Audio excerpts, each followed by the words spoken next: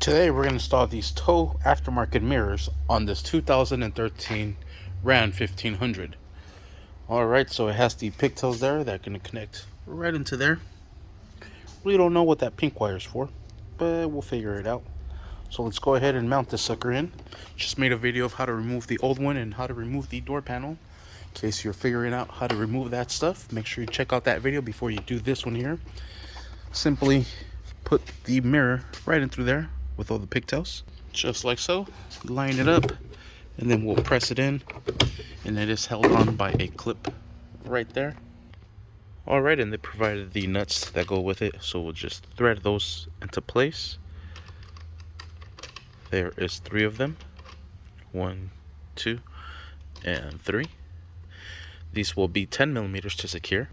So using a 10 millimeter socket, secure everything down. Not too tight, it is plastic. Perfect. Now we'll connect our pigtails right down here.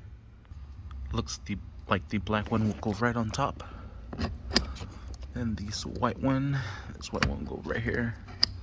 Perfect. And we'll figure out where this connects to. I don't know if this is power wire or I don't know. Well, I have it connected.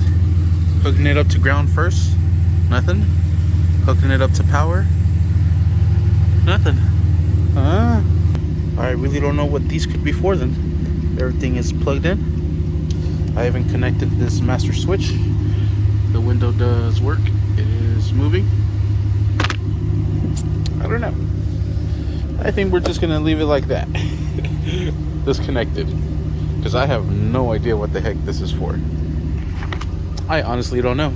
Maybe it's just not supported by this truck, even though it plugs in here. Because the black one is the one that controls the mirror. This one, aftermarket is all I gotta say.